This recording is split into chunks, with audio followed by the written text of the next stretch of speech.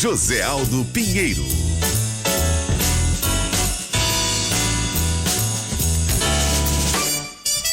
Olá, muito bom dia, são 11h05, manhã de sexta-feira, dia 18 de junho de 2021, nós estamos começando aqui pela Rádio Guaíba, o nosso Ganhando o Jogo.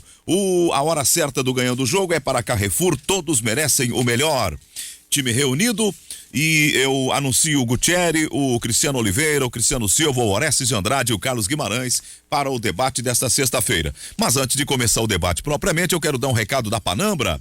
Você, cliente Volkswagen, está precisando fazer as manutenções do seu carro? Procure uma das oficinas da Panambra, que estão abertas de segunda a sexta, das 8 até as 18. Você pode parcelar os serviços do seu carro em até 6 vezes sem juros, no cartão de crédito. Na realização de qualquer serviço, você ganha uma higienização completa do ar-condicionado do seu carro. Tem Panambra em Porto Alegre, Caxias e Pelotas. As lojas da Panambra estão cumprindo todas as medidas de segurança e higienização para garantir a sua tranquilidade.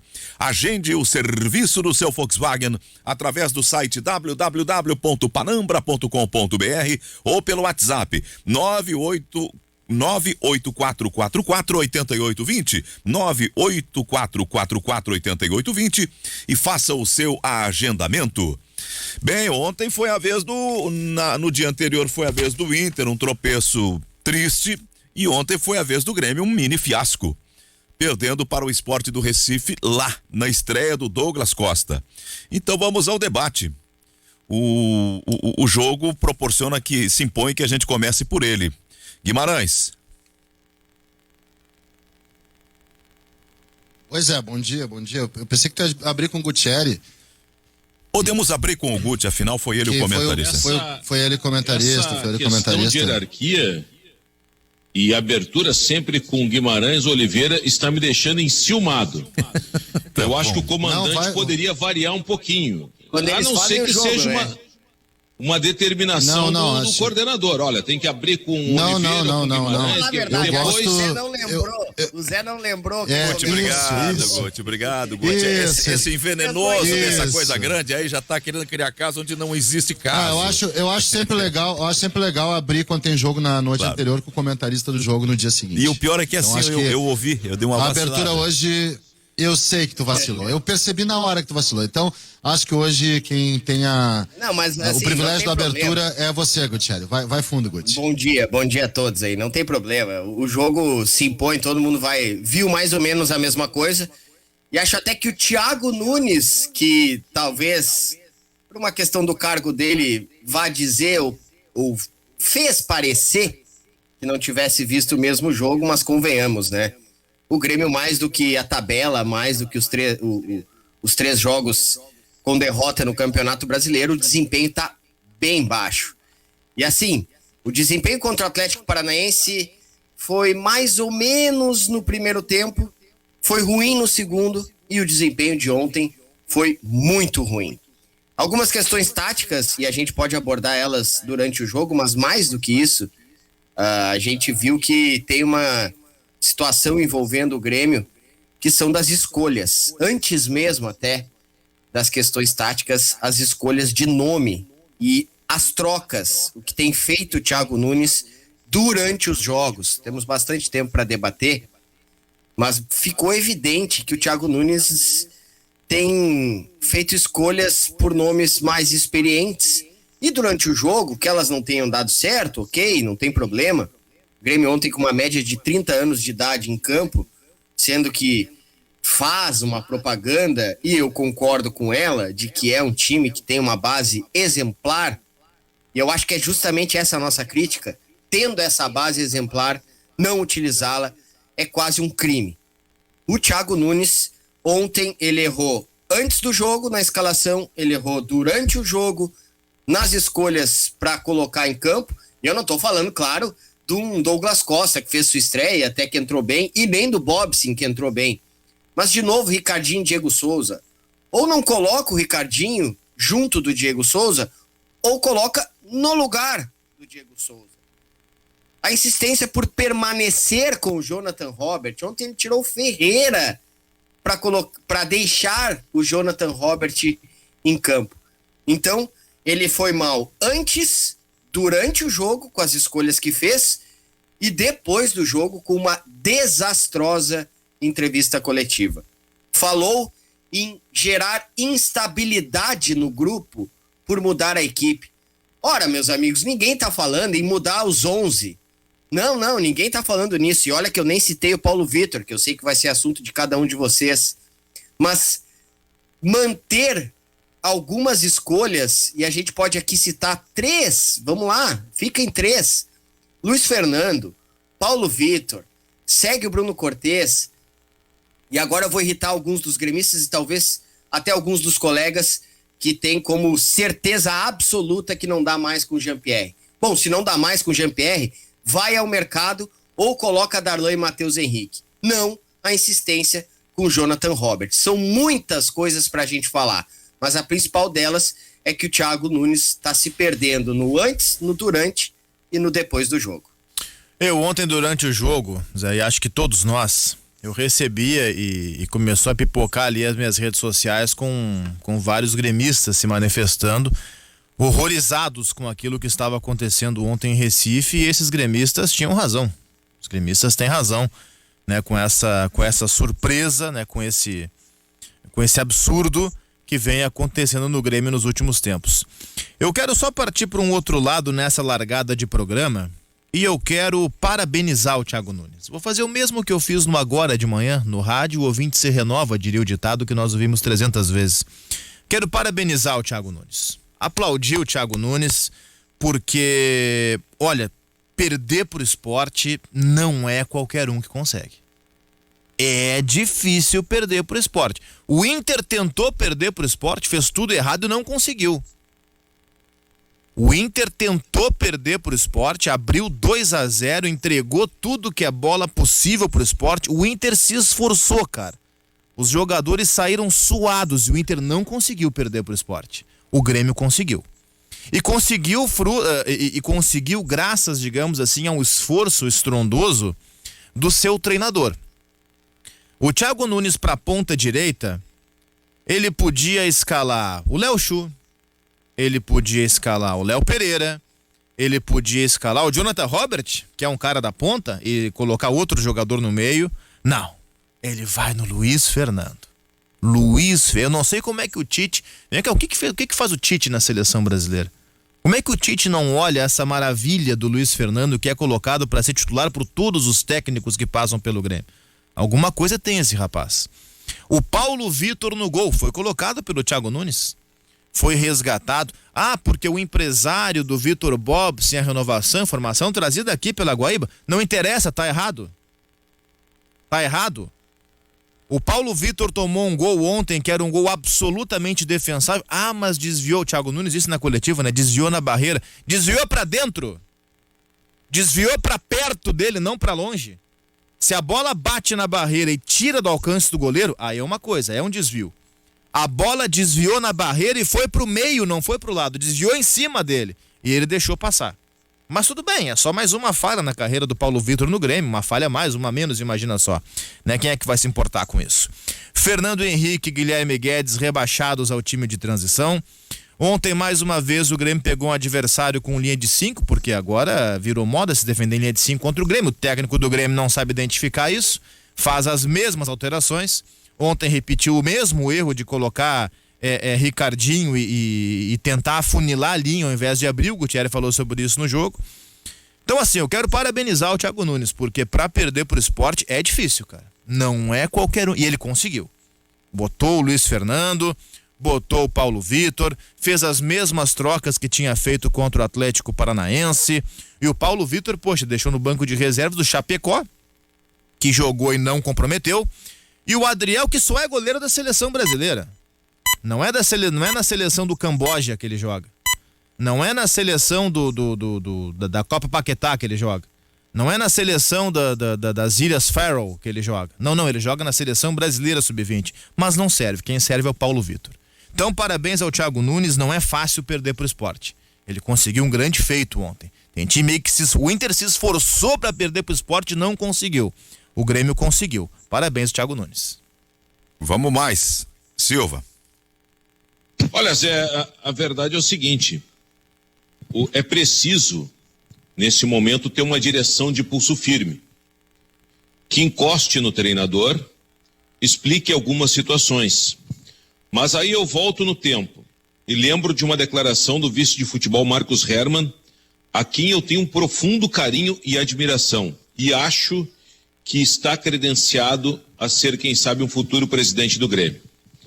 Mas ele disse recentemente que, no entendimento da comissão técnica, da diretoria, Paulo Vitor é goleiro de primeira linha do futebol brasileiro. Talvez o do Palmeiras, o Everton, ou o Santos do Atlético Paranaense estejam num nível superior. Isso foi dito pelo vice de futebol. Então fica difícil eu chegar aqui e dizer, encosta no Thiago Nunes e diz para botar o Ariel ou o Chapecó. Adriel. O Adriel. Enfim, qualquer goleiro que seja melhor que o Paulo Vitor. Porque no entendimento da diretoria, Paulo Vitor é primeira linha do futebol brasileiro. Eu só quero lembrar que Paulo Vitor estava no time daqueles que seriam dispensados. Júlio César foi o primeiro a sair, o Vanderlei foi para o Vasco, presidente Romildo Bolzan disse para esse que vos fala, no caso eu, que se pintasse time interessado, o Grêmio não faria nenhum esforço para mantê-los, liberaria na maior tranquilidade, mesmo o Paulo Vitor tendo contrato até o final do ano que vem. Porque o Grêmio não tinha mais convicção nesses atletas. E assim como não tinha no David Braz, que foi para o Fluminense, não tinha convicção no Vitor Ferraz, que agora ficou no Grêmio, e o Paulo Vitor, e o Paulo Miranda também. E o Michel foi para o Vasco. Se eu não estou enganado, foi para o Vasco, o Michel. Então, como é que eu vou dizer para a direção encostar no técnico, se a direção tem o mesmo pensamento? Só que está equivocado, está persistindo num erro. Errar é humano, persistir no erro é burrice. Tem que encostar no Thiago Nunes. E repetir o erro do outro, o que é? Aí é burrice com teimosia. Tem que encostar. Para isso serve a direção, para isso serve o vice de futebol e principalmente o presidente Romildo. Guimarães. O que mais me assustou foi a entrevista do Thiago Nunes, voltando a ser o Thiago Nunes do Corinthians, enxergando que é um técnico que tem muita dificuldade de lidar com pressão e recorre quando vem a pressão com ironia. O Thiago Nunes foi bastante elogiado quando colocou aquele discurso da ponderação, da manutenção, do Renato, por mim inclusive, né? Que ele não quebrou as coisas, que ele deu uma sequência, só que as coisas onde ele poderia ajustar pontualmente não são só coisas de campo. Cristiano Oliveira flagrou e Gutierrez também. Aliás, faz tempo que eu não faço Grêmio, tem que ver isso aí. O Thiago Nunes, mas pelo que eu enxerguei... Tu também? Também. Só o Gutierrez é o nosso comentarista oficial de Grêmio agora. Isso, assumiu o posto que já foi teu e já foi meu. Enfim, eu assumi o posto que já foi de outro. Vocês temam em querer comentar, querer se me meter na minha área, gente? Pra que isso? Para. O Zé Aldo tem comentado mais jogo do Grêmio do que eu. Exato. Durante a jornada, inclusive. Do Inter também. Do Inter também. Olha só, cara, o Thiago Nunes, ele tá tentando fazer um jogo de posição, tá? Isso aí, eu prestei atenção ontem, que é com alguns princípios, que vem com alguns princípios. Só que é o seguinte, o jogo de posição do Grêmio é mais inviável ainda. Porque, assim, os dois zagueiros do Grêmio, eles são essencialmente defensores e se notabilizaram por isso. São grandes defensores. Eles não são construtores. Eles não vão conseguir construir. Nunca, tá? Não sabem construir. O Jeromel, por vezes, consegue se desprender para o ataque conduzindo a bola, mas não é um construtor. Kahneman também, às vezes, dá umas arrancadas, mas o que ele menos faz é construir.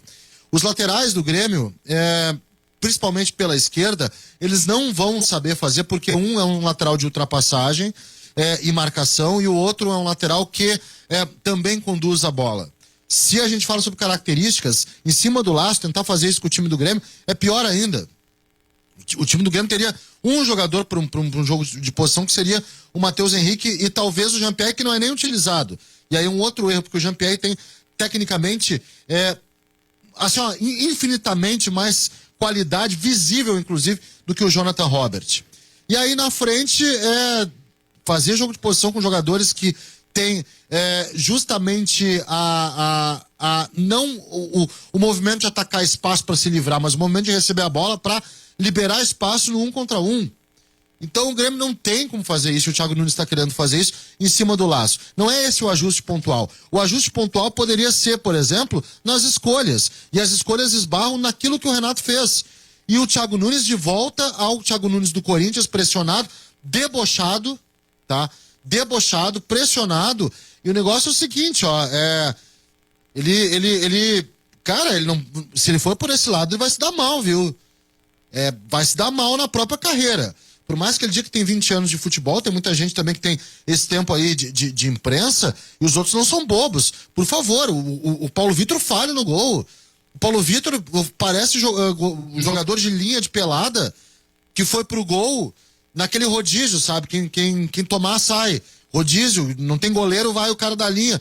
É um movimento que eu faria, por exemplo, porque eu não sei jogar no gol. E não é um movimento de goleiro aquele. Ah, mas tirou a referência dele, sim, mas o salto dele é errado. O desvio é pra dentro, o desvio coloca a bola mais perto dele, não tem justificativa, uma falha bizarra. Se ele não se atira e dá um soco, seja pra onde for, ele defenderia a bola. É só ele dar passo pro lado, porque ela não pegou velocidade a bola e nem tanto efeito assim.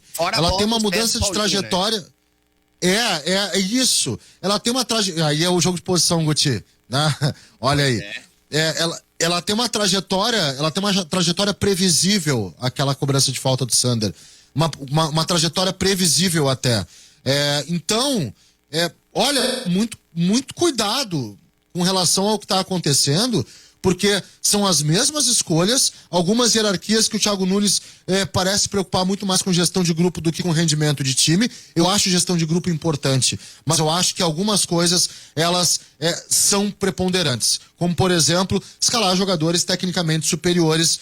Luiz Fernando, o Jonathan Robert é um garoto, mas eu ainda não vi esse garoto e me parece não ter esse tamanho, tá? Parece ser muito mais uma coisa do próprio Thiago Nunes. E eu fico pensando no Léo Chu, cara. O Léo Chu vai acabar, eu acho que vai acabar emprestado de novo. Eu tenho esse pensamento. Vai acabar emprestado esse menino. Porque é o seguinte, ele entra e joga bem. Ele entra e joga bem. Só que não serve nunca. Eu acho que ele vai acabar emprestado e vai aí aparecer num clube fazendo boas temporadas como fez ano passado no Ceará. Uma pena, porque é um jogador que hoje é o melhor ponteiro, claro, tirando o Douglas Costa, pra mim, os dois ponteiros, até o Douglas Costa pegar ritmo, são Léo Chu e Ferreira. São os dois ponteiros que o Grêmio tem e que deveriam se utilizar. Bem melhor que o Luiz Fernando, nem tem comparação, isso no meu ponto de vista. Orestes.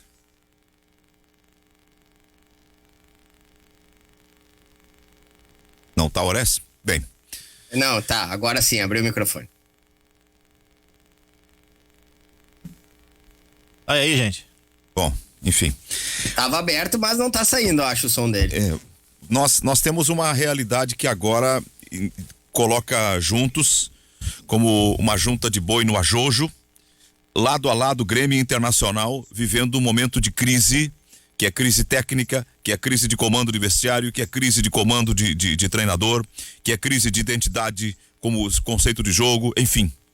Estamos diante de duas realidades que colocam a dupla Grenal numa largada vergonhosa de Campeonato Brasileiro e o futebol gaúcho, se incluirmos o Juventude, num triste momento, talvez um dos piores inícios de Campeonato Nacional para o futebol do Rio Grande do Sul. Nós temos que chamar a atenção para essa realidade, temos que usar daquela serenidade que é necessária quando fazemos a crítica para não cometer exageros, para não cometer injustiças, mas o fato é que a cobrança, ela é inevitável. Os nossos dirigentes que estão aí têm a responsabilidade de buscar solução para que recoloquemos nos trilhos esse trem. No trilho da história.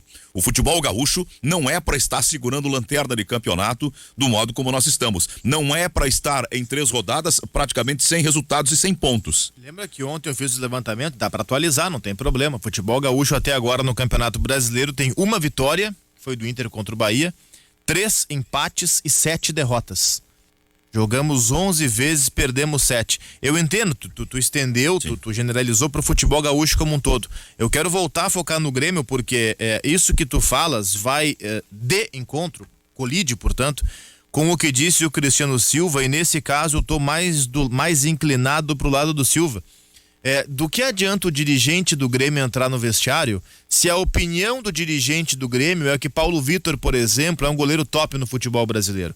Eu entendo, porque eu posso ser um romântico do futebol, um inocente, mas não sou um idiota, eu entendo que o Marcos Herrmann não pode chegar publicamente e dar um pau no Paulo Vitor. É claro que não vai fazer isso. Mas uma resposta depois de um título de Recopa Gaúcha, perguntado sobre o goleiro ali, o Adriel que jogou, ele poderia ter dito, não, Paulo Vitor é um goleiro da nossa confiança. Pronto, respondido. Só que ele vai além. Ele fala que Paulo Vitor é um goleiro top do futebol brasileiro. Ele corrobora, ele assina a ideia do técnico, que adora um veterano. A linha defensiva do Grêmio ontem tinha Paulo Vitor, 34 anos, Rafinha, 35, Jeromel, 35, Kahneman, 30, Cortez, 34, Thiago Santos, 31. A média de idade do Grêmio era de 30 anos, era 29 ano passado, é de 30 esse ano. Cadê aquele clube que, segundo o próprio presidente Romildo, ia apostar nos jovens em 2021? Não adianta nada encher a boca para dizer não, mas o nosso elenco tem 385 jogadores que vieram da base. Tá bem, no time, quantos tem jogando? Ah não, ele fica no banco do Luiz Fernando. Ah não, o cara da base fica no banco do Lucas Silva. Não, os goleiros da base não pode, tem que jogar o Paulo Vitor se o Beirano estiver fora. Ah não, o Guilherme Guedes não pode jogar, volta pra transição. Então vem cá, cara, foi conversa pra boi dormir. O Grêmio está igual ao ano passado. A mudança, a dita mudança de valorizar a base é conversa pra boi dormir. Mas, cara, tem como evitar esse tipo de discurso. A gente entende o que é dito, porque não pode, como tu disseste, não tem como chegar nos microfones e achincalhar, esculhambar com os próprios jogadores, né? Patrimônios do clube, como a gente costuma dizer. Mas sabe como é que você evita isso? Entendendo que não dá mais. Aí tu não precisa estar dando explicação no outro dia. Se tu insiste, como insistiu, por exemplo, o Thiago Nunes, com Lucas Silva e Thiago Santos no mesmo time, no final do jogo, tu vai ter que dar aquela engambelada na imprensa, no torcedor, vai parecer que tá tirando todo mundo pra burro, talvez ele nem concorde com aquilo que tá dizendo, mas a gente entende que tem que dizer. O Marcos Herrmann é a mesma coisa. Tá achando razoável colocar o Paulo Vitor, e aí a gente fica pegando a contradição, porque não adianta mais falar aquele tipo de discurso, sendo que o campo nega tudo que está sendo dito. Não adianta, evita ter que dar esse tipo de discurso absurdo. Sim, o discurso é absurdo, é compreensível que tenha que se dizer, porque não dá para dizer outra coisa. Mas para não dizer, para evitar dizer, não se coloca nessa situação. Não se expõe assim. Não coloca o Paulo Vitor, com todo respeito ao profissional, merece todo sucesso, buscar outros caminhos, mas no Grêmio já não há mais clima, inclusive com a torcida não aguenta mais, e a torcida já percebeu que tem uma garotada com capacidade de chegar e fazer bem o seu trabalho.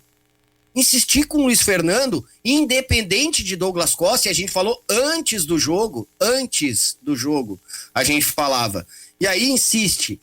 Agora, claro, tem o Douglas Costa, talvez vai melhorar fisicamente, vai entrar na equipe e vai ser titular. Mas já tinha Léo Chu, Léo Pereira, Guilherme Azevedo. Olha, eu considero os 3 garotos com mais condições do que o Luiz Fernando, com todo o respeito, mesmo discurso que eu falei do Paulo Vitor vale pro Luiz Fernando. Insistir com o Jonathan Robert, e agora aqui eu vou falar algo que eu sei que muita gente discorda. Não tem como discutir entre Jonathan Robert e Jean-Pierre. Eu aceito que o Jean-Pierre precise de mais competitividade, mas o Orestes ontem me olhava durante o jogo, a gente tava fazendo o jogo, né, Orestes? Era um tapa diferente, é outra coisa o Jean-Pierre perto do Jonathan Robert, até em termos de característica.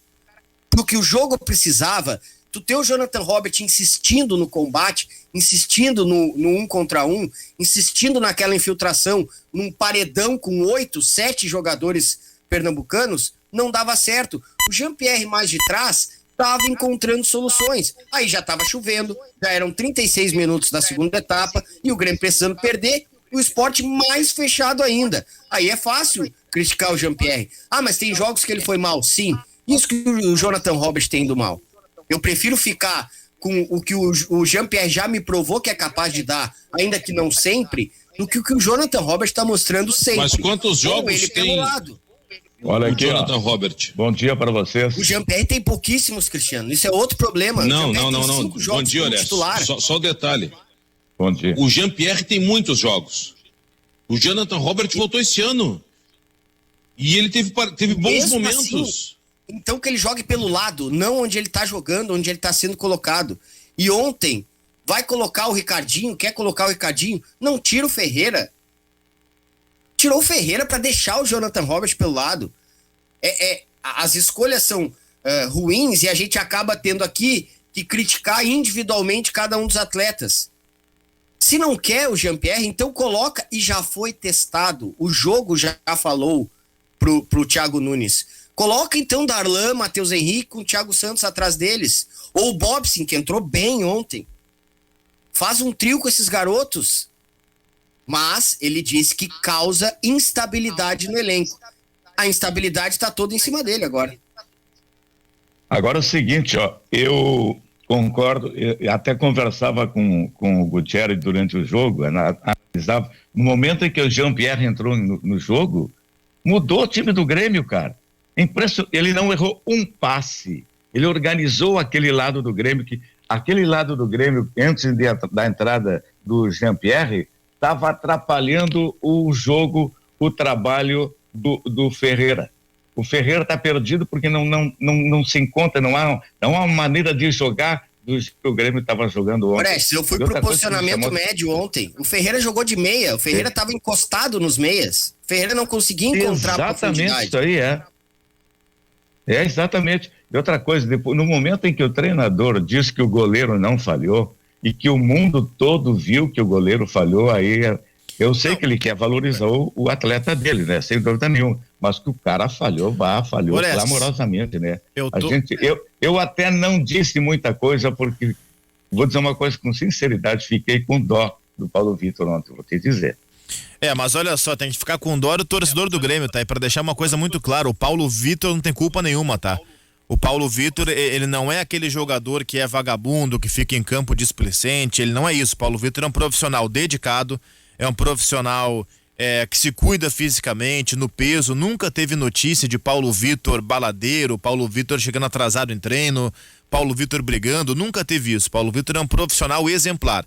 Ele joga porque o escalam. Então a bronca é quem escala tendo outras belas opções. Acabei de botar um vídeo no meu Twitter, quem quiser acompanhar no @CrisOliveira89, e se o pessoal da rádio quiser retweetar no Futebol Guaíba, tudo bem. Futebol Guaíba, o nosso Twitter oficial. Uma defesa que o Gabriel Chapecó fez no jogo lá Equidad e Grêmio, pela Sul-Americana, que aliás até tinha um fator de dificuldade, era a altitude.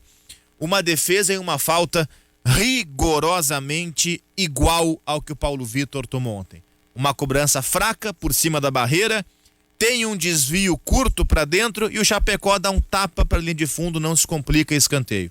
E o Paulo Vitor voa e pula e tenta jogar e acaba tomando um gol absolutamente defensável. A prova que era defensável é esse lance que eu acabei de colocar no Twitter, uma defesa idêntica que fez o Gabriel Chapecó.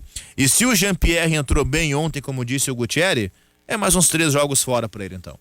O Léo Chu entrou bem num Grenal, fez gol, ficou um mês sem voltar a jogar. O Elias entrou, fez 2 gols, teve uma lesão no meio do caminho e voltou um mês sem jogar. O Léo Pereira entra, dá passe em Grenal, vai pro banco e joga Luiz Fernando. Então é assim. E aí como é que eu vou dizer pro torcedor do Grêmio que as coisas vão melhorar? Eu ouvi a entrevista coletiva do Thiago Nunes, e a impressão que eu tive, não sei se eu tô sozinho nessa, se vocês estão comigo, é que era a entrevista coletiva de um técnico, eu não vou dizer nem líder, mas é um técnico de um time que tá em 4º lugar, 5º, 6º no máximo. Não, que as coisas estão boas, porque isso, porque aquilo. Aí eu fui olhar a tabela e pensei, estragou meu computador? Porque a tabela que eu tô vendo aqui tem o Grêmio em lanterna, tá o Grêmio em último. Não, a entrevista que eu ouvi do Thiago Nunes não é a entrevista de um time que é o lanterna do Campeonato Brasileiro. Ah, mas tem jogo atrasado. Tem, é o Flamengo. Se jogar assim, perde pro Flamengo também. Aliás, se jogar o que jogou ontem, até pro Cuiabá, final de semana, perdia, caso tivesse jogo. Então a entrevista coletiva do Thiago Nunes, ela é discrepante, ela é desconectada da realidade. Eu abri a tabela, cheguei aqui na rádio hoje, a primeira coisa que eu fiz foi olhar o Correio do Povo. A tabela do computador tá errada, eu vou olhar no jornal. Não, no jornal é a mesma tabela, tá em último o Grêmio. Como é que tá em último o Grêmio o técnico da entrevista que deu? Como se estivesse tudo maravilhoso. Não, então tem alguma coisa fora do normal, tem alguma coisa que não tá conectada com a realidade. E a tendência é piorar, porque do jeito que vai, não se vê perspectiva alguma. Porque aparentemente o que se percebe é que não há convicção do que fazer. A cada jogo tem uma mudança para pior. E não há convicção de como fazer para melhorar. Então a tendência é piorar. Não, mas, ô Zé, tem tempo para treinar. O jogo com Cuiabá foi cancelado. O Grêmio retorna hoje de Recife. Desembarca, dá folga para todo mundo, representa depois amanhã. Treina até o jogo contra o Santos. Eu vejo uma perspectiva. Eu acho o Thiago Nunes um bom técnico. Ele tem que abrir mão da teimosia. E a direção tem que encostar. E dizer, Thiago Nunes, deu com os veteranos, vão começar a jogar com a gurizada rende bem. E tem que ser por aí. Tem que abrir mão da teimosia. Ele tem peças, ele tem boas peças, boas alternativas. Então ele tem que botar a jogar. Parar de colocar em campo aqueles que não estão rendendo. É isso. No momento que ele fizer isso aí, tiver o tempo que agora vai ter para treinar, eu acho que dá para dar uma melhorada. Mas ele teve tempo para treinar também, né, Silvio, naquele jogo do Grêmio adiado contra o Flamengo, lembra?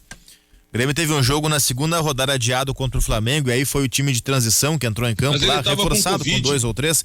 Tá tudo bem, mas a comissão técnica dele seguiu, né? Tinha alguns também com Covid, mas esses jogadores, mas não eles tiveram tempo que os outros clubes do futebol brasileiro não tiveram. Tirando o Flamengo, por obviedade. Não, o cara com Covid não é a mesma coisa. Teve tempo, tá bom.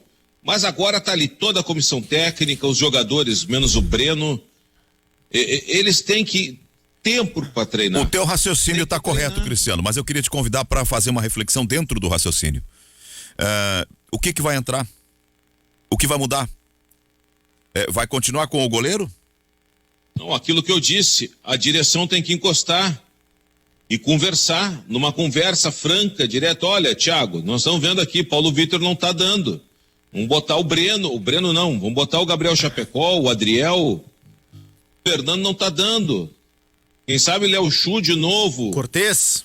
O Léo Pereira. A lateral esquerda, cara, joga um, dá saudade do outro. Mas então bota o terceiro no Guilherme Guedes. Pode ser. Também olha dá aqui, uma chance pro Guilherme Guedes. O Diego Souza não está sendo prejudicado com esse sistema de jogo do Grêmio? Mas claro, a bola não chega. Chega um tijolo no pescoço. Não chega, né?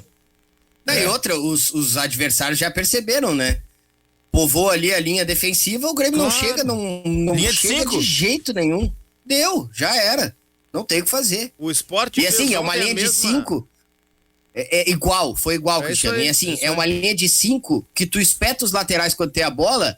E teve um momento que eu até falei no primeiro tempo, olha, o Loser já não tá mais nem fazendo linha de 5, ele tá se sentindo confiante, ele colocou o Rainer e o Sander pra frente e já era o Sport pressionando o Grêmio no primeiro tempo.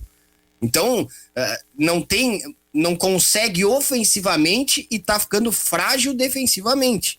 O Grêmio tem que pensar muito bem nisso. O Grêmio paga milhões. Tem até ciúminho lá, tem um que ganha 100 mais que o outro também que é equiparação, que é antecipação de renovação. E aí vai para campo e esses valores que são pagos, que são diferenciados no mercado, não se refletem em rendimento técnico. Então tem coisa errada. Mas isso aí não é só no Grêmio, tá? Isso é na vida.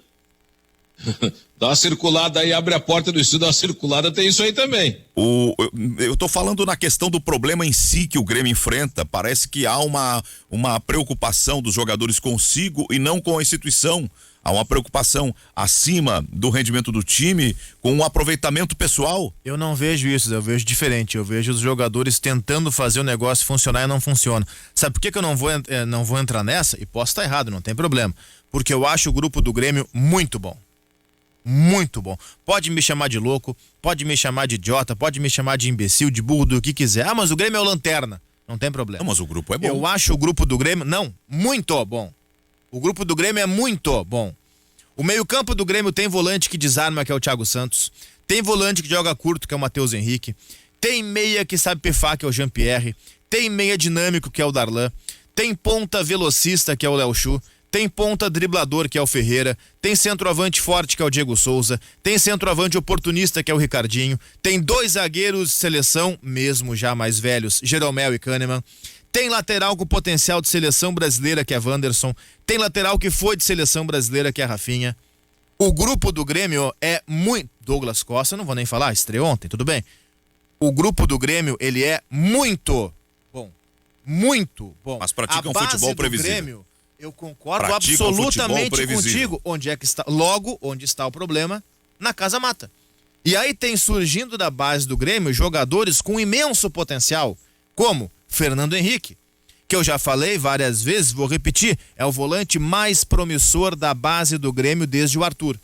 O que fazem com o Fernando Henrique? Rebaixam para a base. Porque contra o Sport quem tem que viajar é o Lucas Silva. Daqui a pouco vai voltar pro time Vitor Ferraz. Daqui a pouco volta pro time o Everton em São Paulo. Daqui a pouco tem esses caras no time, Zé. Não se surpreendam.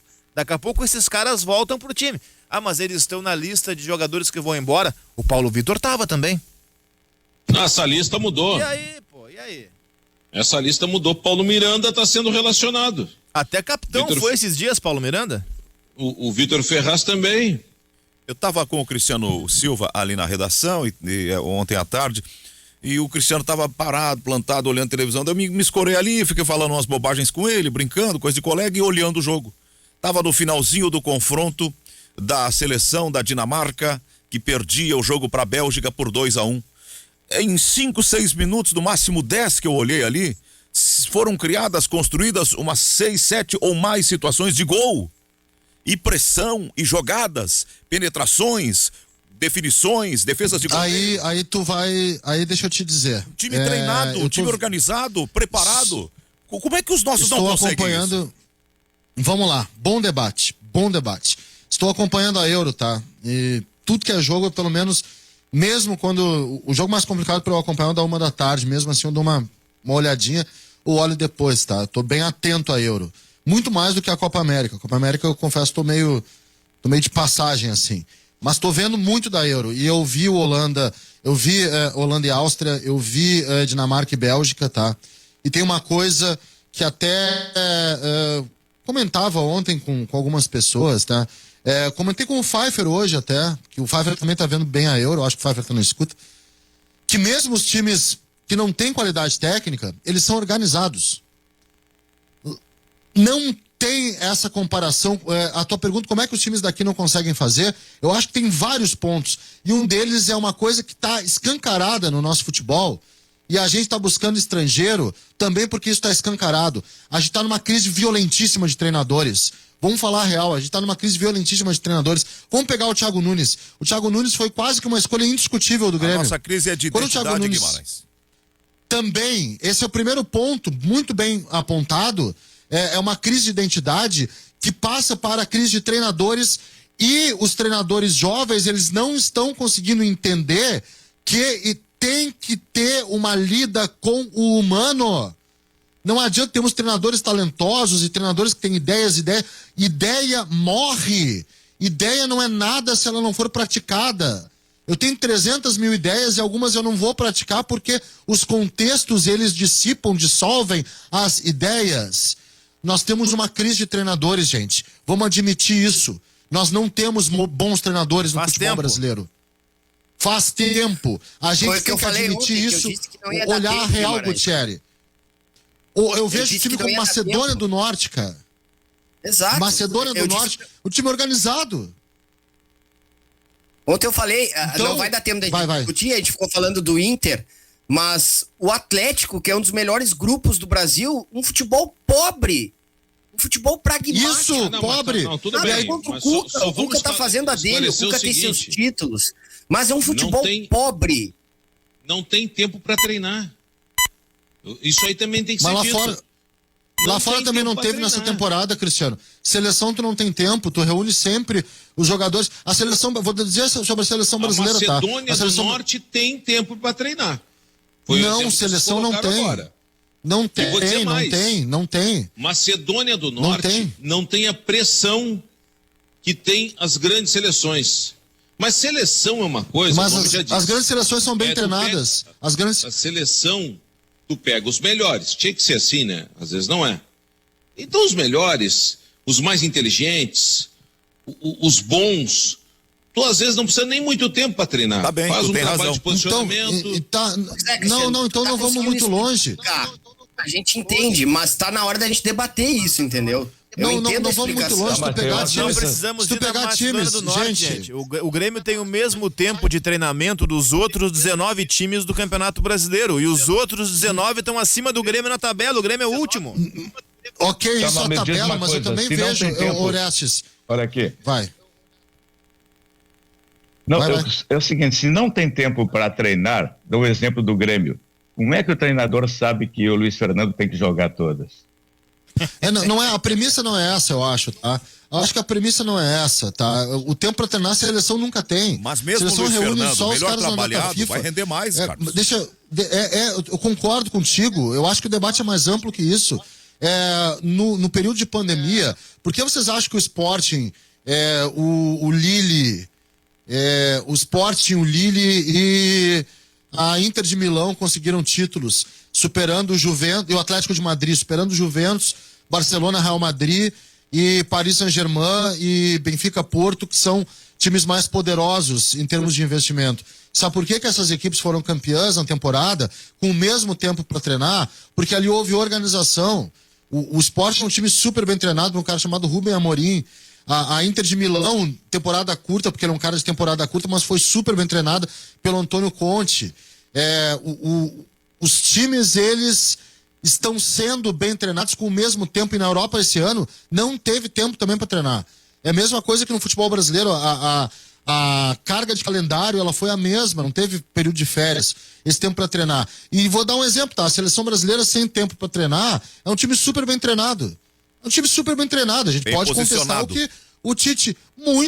A gente pode contestar o que o Tite coloca como o seu modelo preferencial. Gente, agora, dentro do seu modelo preferencial, Oliveira, dentro do seu modelo preferencial, tá? É um time que atua bem. Só para completar, tu vai falar do Vojvoda, já percebi. Tu vai falar do Vojvoda, eu vou falar do Antônio Oliveira e vou falar do... qual outro treinador? Eu vou falar de uma exceção brasileira, Maurício Barbieri. Os três times que eu vi nessa largada de brasileiro com o melhor posicionamento e compreensão de treinamento, independente da qualidade, na minha opinião, foram Fortaleza, Atlético Paranaense e Bragantino. E o Fluminense não? Coloca um pouco atrás. Um pouco atrás, mas eu vou falar do Vojvoda nem por ser o Vojvoda. Vou falar do Vojvoda para trazer de volta ao futebol brasileiro. O Vojvoda tá aí há 35 dias. 35 dias do Vojvoda no Fortaleza. O Roger Machado chegou no Fluminense nessa temporada. O Barbieri desses todos é o que tá há mais tempo. O Barbieri chegou no Bragantino na virada de turno do último Campeonato Brasileiro. É o que tá há mais tempo, faz um grande trabalho por lá. Também, é claro que não tem tanta pressão, Bragantino. Não tem tanta pressão de torcida. Agora, pensa a pressão que ele toma dos engravatados da Red Bull, querendo que ele revele jogadores, tem que gerar dinheiro, aquilo lá é um negócio. Não tem pressão na torcida, na porta do hotel, aquela coisa, realmente tem menos. Agora, como é que esses outros técnicos chegam? Eu não estou defendendo, tá, que se faça uma troca de técnico cada 15 dias, eu sou violentamente contra isso, absolutamente contra isso. E também não quero que troque o Thiago Nunes agora. Eu estou fazendo são críticas pontuais de um trabalho que tem, até agora, problemas absurdos que já eram vistos com o Renato. O Renato saiu do Grêmio e tinha que sair mesmo. Vamos parar com esse papo de traz Renato de volta, parar com essa conversa fiada. O Renato sabe que tinha que sair. Do que tá aí, Cristiano. Não é, Zé, é a mesma coisa. Com ele é a mesma coisa. Não era melhor. Eu vi, caiu pro Del Valle na pré-Libertadores, tomou 4 do Palmeiras, Paulo Vitor até no gol. Era a mesma antes coisa. Era. Eu não tô defendendo a volta antes do Renato, era, mas o ciclo do Renato não dá pra era a mesma coisa. O final do Renato era a mesma coisa, não funcionava. Tanto que a gente fala o quê? O Zé tá comparando... O Thiago Nunes está cometendo os mesmos erros. Os mesmos erros. O Zé Oliveira tá comparando uma trajetória pronta do Renato, que tem títulos... basicamente o Renato de 16, 17, 18 com o Thiago Nunes de agora, não. O Renato não sai do Grêmio pelo que ele fez em 16, 17, 18. Ele sai do Grêmio pelo que ele não fez no Brasileiro do ano passado, onde o Grêmio não faz uma boa campanha, E numa Copa do Brasil, onde o Grêmio teve todas as facilidades e conseguiu, num jogo pontual, superar o São Paulo para chegar a uma final com o Palmeiras, onde o Grêmio não vê a bola, tá? O Grêmio é superado em tudo com o Palmeiras nos 2 jogos finais da Copa do Brasil. E numa Libertadores, onde o Grêmio, ele é atropelado pelo Santos do Cuca, com um jogo reativo básico do Cuca, né? Aliás, muito parecido. Tudo verdadeiro, mas ainda assim jogava mais do que tá jogando. Não jogava. Essa é a comparação, eu não sei. Eu não sei, Zé. Eu acho que não. Perdeu as duas pro Del Valle, perdeu as duas pro Palmeiras na final. Mas também não jogava menos, Oliveira. Mas nós estamos falando de Brasiliense Esporte, gente. Não é Palmeiras, não é Del Valle. Tudo bem, perdeu pra time fraco também, Zé. Renato mas, gente, com todo respeito, onde é que vai levar essa discussão? Deu de Renato, deu. Uma hora ele volta daqui 10 anos, 5 anos. Agora não, deu. Estamos de acordo numa coisa. Se for pra trocar, não vai ser pelo Renato. Não vai, não estamos pode. De acordo que os nossos times... Era viciado. Estamos falando do Grêmio agora.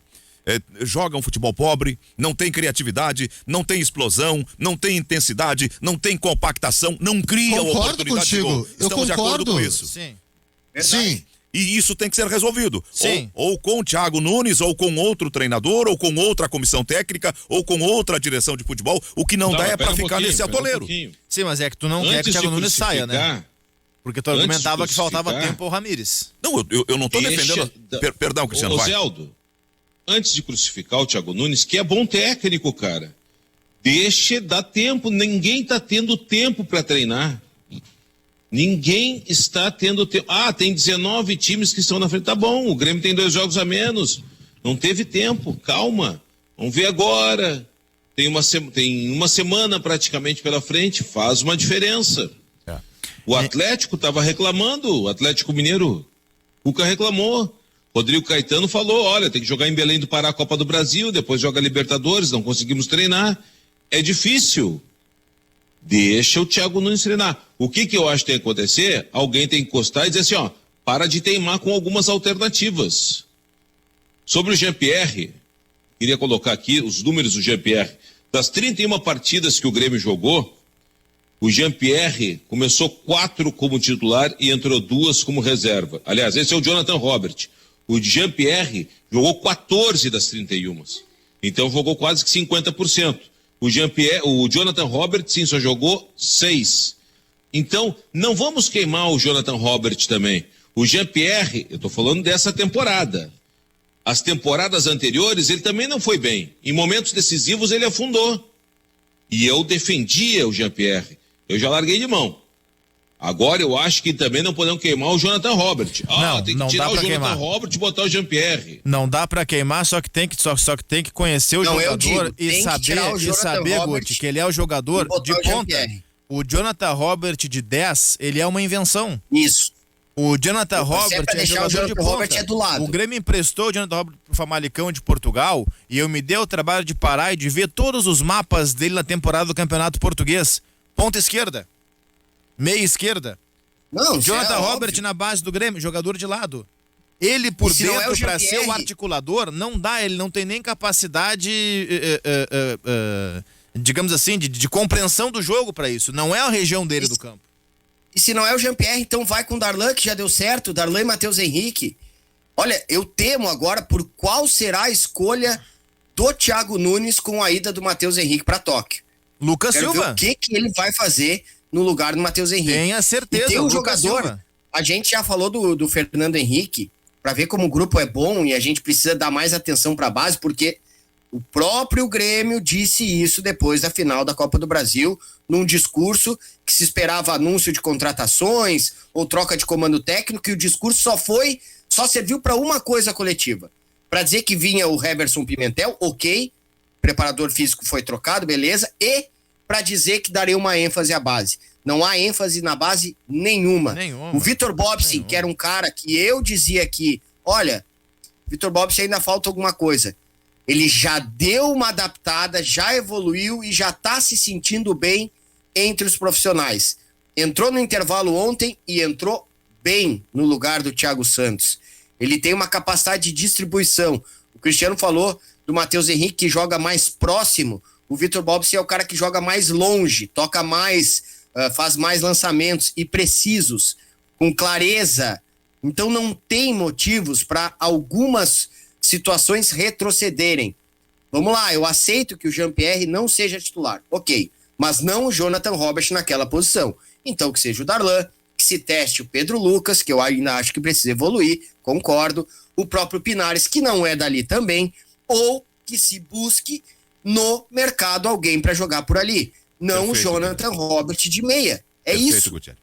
Intervalo. Oi, Luiz. Por que essa cara de preocupado?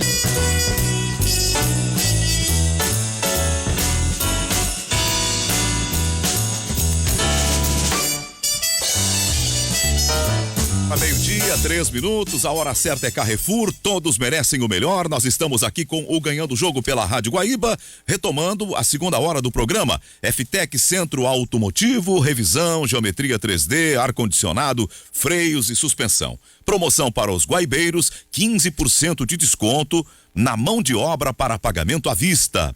Ligue e agende a sua revisão, atendimento das 7h30 até as 18 horas, sem fechar ao meio-dia. Aos sábados das 7h30 às 12h, fone 3907-1743, o WhatsApp é 98215-2996. Acesse o site ftecmecânica.com.br. O endereço da FTEC é lá na Avenida Cairu, 1447, no bairro São João. FTEC Centro Automotivo, excelência em manutenção automotiva. Bem, retomamos o debate, nós estamos muito envolvidos com a questão da crise dos nossos times e falamos muito sobre o Grêmio. O Silva está nos chamando. Permito uma informação. Nesse momento está sendo debatido, deixa eu desligar aqui para não realimentar. Paulo Guerreiro deve passar por nova cirurgia no joelho, tá?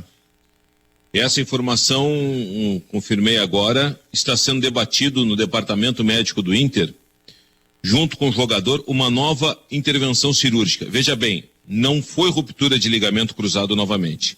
Ele está com um problema no joelho e uma nova intervenção pode ser até uma artroscopia. Nada que vai ficar 6 meses parado, não. Isso ainda não foi dito pelo departamento médico. Mas ele está sendo debatido junto com o jogador para que passe por um novo procedimento no joelho direito. Por isso que ele não ficou com a seleção peruana na Copa América, ele se reapresentou, ele ficou de fora, foi até dito para ele, quem sabe faz infiltração, ele não quis. Essa informação da infiltração quem me passou foi o empresário dele, o Vinícius Prates, e agora está sendo debatido entre os médicos do Inter e o jogador um novo procedimento cirúrgico, que deve ser confirmado, para tentar fazer com que ele volte a jogar ainda este ano. Então, um novo procedimento cirúrgico no joelho direito de Paulo Guerreiro deve ser confirmado hoje pelo Internacional. Poxa, que tristeza isso, né?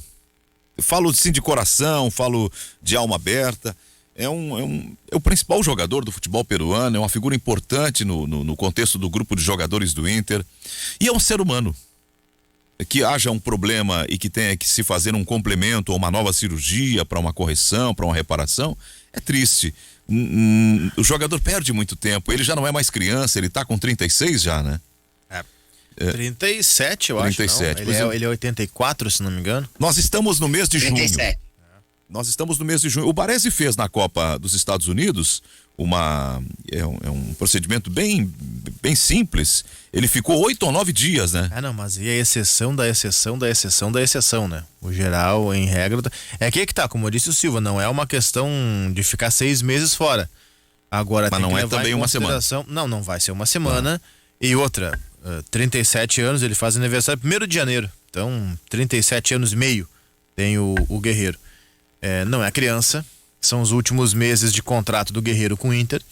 Imagino que não vai haver o interesse do Inter em renovar e, enfim, o próprio Guerreiro já manifestou outras vezes o interesse de sair. Agora, até para isso dificulta, né? Porque nenhum clube vai querer fazer proposta por um jogador lesionado ou com uma intervenção cirúrgica a se fazer no seu joelho. Ainda mais um jogador que já tem um histórico de problemas no joelho. E agora, então, Oliveira, grave. Até aquela possibilidade de uma troca pelo zagueiro do Corinthians, isso aí tá descartado. Claro. O Corinthians não vai querer pegar o cara lesionado, né? Bom, vou atender alguns recados de ouvintes que interagem. Posso, antes de você atender, por favor, falar sobre algumas informações do técnico do Internacional? Não, claro, por favor. Então tá bom. O Marco Silva não será o técnico do Inter, o português. Já vamos começar por aí, porque tem aí um frisson, né? Na cidade, olha o Marco Silva, veja bem, vamos só recapitular e fazer o Tico e Teco trabalhar um pouquinho. Não precisa muito, mas vamos lá. A informação que ontem estava no Jornal 0 Hora, o auxiliar do Marco Silva, que foi treinador de goleiros do Benfica, está fazendo intensivo no futebol brasileiro para conhecer o futebol brasileiro.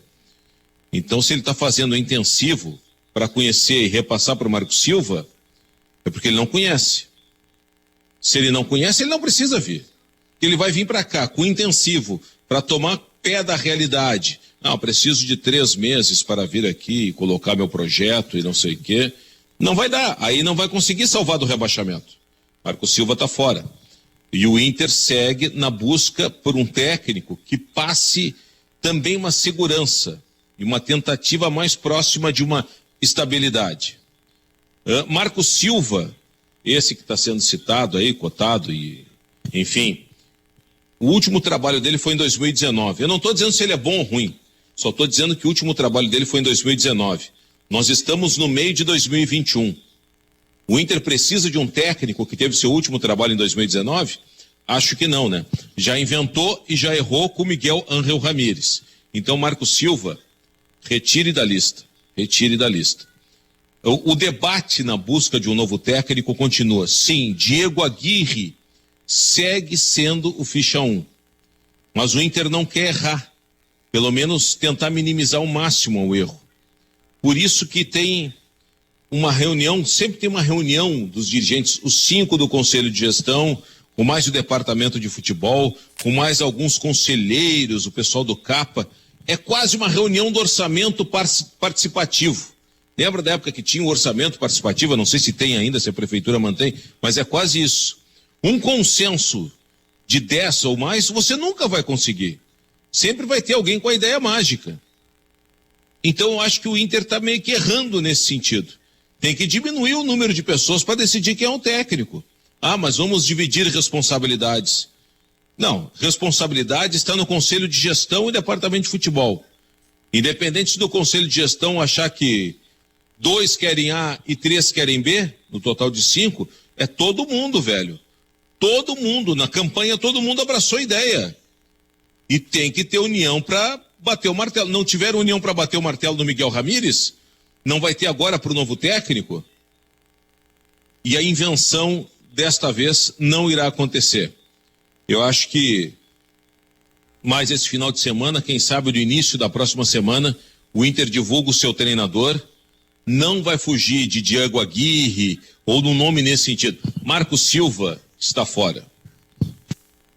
Até um ouvinte aqui, Cristiano, a dona Inês, ela diz assim: vamos atualizar, o Marco Silva já informou que não quer vir para o Inter. Ele teria dito um não. Ele disse para quem? Pois é, eu pedi para Porque todo momento, o Marco Silva diz não para um, diz sim para outro, manda o treinador de goleiros vir para... Cara, eu vou dizer o seguinte, o Marco Silva acho que teve naqueles brainstorm de publicidade e propaganda, que quem é da publicidade sabe, o Gutierrez tá rindo porque conhece do Riscado. Olha, me dá uma ideia. Quem sabe Luxemburgo? Não, segura essa ideia. Olha, eu tive uma ideia, Guardiola. Bom técnico, mas acho que não vem. Olha, tem um português lá, o Marco Silva. Não. Alguém citou, Silva. Assim como foi citado o André Jardine, técnico da seleção olímpica. O Gutierrez matou a charada ontem. Os empresários do Marco Silva, eles estão fazendo o trabalho deles, que é oferecer o seu profissional, né, o seu produto para outros clubes. Ofereceram o Marco Silva. E eles estão, essa charada o Gutierrez matou de bate-pronto. Eles estão usando a gurizada. Eles estão, gurizada no modo de dizer, eles estão usando muita gente para dizer que, olha só, o Marco Silva tá esperando. Olha, ele tem o Fenerbahçe. Olha, daqui a pouco eles estão fazendo o mesmo com o Fenerbahçe. Tem um Inter lá em Porto Alegre, lá no Brasil. Eu tenho uma pergunta sobre o Marco Silva. A busca pelo Marco Silva ou a aprovação popular a respeito do nome do Marco Silva, porque isso é importante no internacional, né? Aprovação popular. Isso leva em consideração ou há um conhecimento de como o Marco Silva gosta de treinar? Não Ninguém viu o Marco Silva. Guimarães? Não há, mas eu vou te dizer o Marco seguinte, Silva. a aprovação popular, eu posso estar enganado, mas pelo que eu vejo de termômetro em redes sociais, a aprovação popular tá mais com o Lisca do que qualquer outro. Mas eu vou dizer uma coisa. Mas o Marco Silva, sabe qual era a rejeição que se tinha ao Marco Silva? Isso na figura popular, porque é estrangeiro. É porque tá distante e não conhece o Inter. O Marco Silva é um treinador reativo, gente. Reativo. Treinador completamente diferente do Miguel Ramírez, reativo. Treinador que ele fez uma boa temporada no Watford e depois ele vai pro Everton. Antes do Everton investir bastante, né? O Everton contratou vários jogadores. E antes era do Hull City. Antes era do Hull City. Treinou o Abel Hernandes no Hull City. Treinou o Richarlison no Watford, leva o Richarlison para o Everton. Mas antes do Everton contratar, sei lá, o Rames Rodrigues e outros agora jogadores, com o eu acho que o Rames Ancelotti, o mais um monte de importante. gente lá. O Everton era um time reativo. Reativo, como vários times ingleses são, por sinal. Como o Leicester é ainda um time reativo, e como existem outros times reativos no futebol inglês, e o Everton era reativo. O Inter iria buscar, caso fosse o Marco Silva, um treinador reativo, um treinador que gosta de... Não é de jogar por uma bola, tá? Não tem nada a ver com jogar por uma bola. Treinador que gosta de identificar cenário, né? Identificar se o outro vai propor, vai esperar, e a partir disso impor a sua estratégia, uma estratégia geralmente baseada em transições. Olha só. É isso. No Internacional, eu acredito que o pessoal do Capa, um detalhe só, Orestes, eu acredito que o pessoal do Capa tenha feito um relatório sobre o Marco Silva. Mas ninguém do Conselho de Gestão, do Departamento de Futebol ou dos assessores do Conselho de Gestão conhecem o Marco Silva. Nunca viram um jogo do Marco Silva. Isso eu tenho absoluta certeza. Claro, se você não conhece, você vai buscar informação. Marco Silva nunca esteve na pauta. Agora, eu acho que é dever do presidente Alessandro Barcelos, do vice-futebol João Patrício Hermann, acabar com esse sofrimento e vir a público. Olha, não contratou o técnico, mas assim, quero dizer para o senhor e para a senhora, para os senhores torcedores, aliás, caiu o número de sócios em dia do Inter, hein? Parece que está menos de 100 mil sócios. Eu quero, vem a público e diz, Marco Silva não é o técnico. Marco Silva não é o treinador que queremos. Nós não vamos divulgar agora porque estamos com alguns detalhes, mas não vamos inventar. Não deixa alimentar este imaginário fértil do torcedor, porque tem muita gente ganhando dinheiro e clicagem com esses nomes loucos que saem do nada. Tem muita gente ganhando dinheiro. Então é um dever dos dirigentes do Inter vir a público e dar essa satisfação para o torcedor. Não, torcedor, nós estamos buscando um técnico, mas Marco Silva, Guardiola, o BKSS, o cara do Colón, que foi campeão lá, que eu esqueci o nome, Eduardo, não sei das quantas, esses não serão, torcedor. Nós estamos buscando. Fique calmo, torcedor. Veja bem onde você vai buscar sua informação, torcedor. Mas essas pessoas, essas loucuras não vamos cometer. Isso é que o presidente ou o vice de futebol tinha que fazer. O Cristiano Silva é o seguinte, tu que entendes muito no Internacional, super bem informado, o Lisca está descartado ou não? Está descartado. Lisca está descartado. É. Então a lógica tem que ser a mesma, tem que vir a público e dizer que não vai ser o Lisca também. Perfeito. Concordo plenamente. Gente, eu vou repetir o que eu falei ontem, falei baseado no que o Guimarães estava se comportando até no jogo contra o Atlético Mineiro, e aí ele entendeu o que eu quis dizer e eu concordo com ele, viu? Deu de romantismo, de modernidade, e não é porque eu discordo. Não é porque eu discordo. Eu gostaria que o Inter fizesse uma ruptura, que fizesse um jogo melhor, que fizesse um jogo mais adequado com o que discutíamos no primeiro bloco, sobre um jogo melhor, mas não há tempo e nem contexto para que se faça isso. Trazer o Marco Silva, independente até dele ser reativo, é trazer um treinador que vai ter dificuldades para se adaptar. Pode até ser que não, a gente sabe que na história tem isso, mas teria dificuldade para se adaptar, por mais que ele tenha um assessor, um auxiliar há um mês estudando o Inter, vai sim ter dificuldades, os resultados não virão de imediato e a gente vai continuar pressionando. Eu repito, não é o que eu penso, mas é o que eu entendo e respeito com o contexto. Não tem como ser diferente.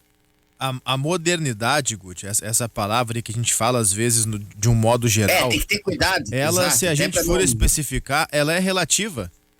Dá para ter, sim, dá para trazer conceitos modernos, dá para trazer conceitos atualizados, dá para trazer evolução, mesmo sem todo o tempo do mundo. Porque assim, gente, a gente fala de um modo geral que não tem tempo para trabalhar. O que é verdade, não tem tempo.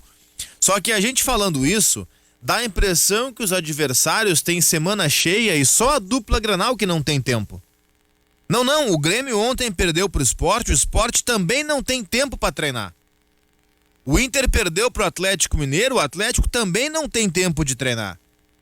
O Cuiabá, o América Mineiro, o Fortaleza, que é o líder, o Tamoio de Viamão, ninguém tem tempo para treinar.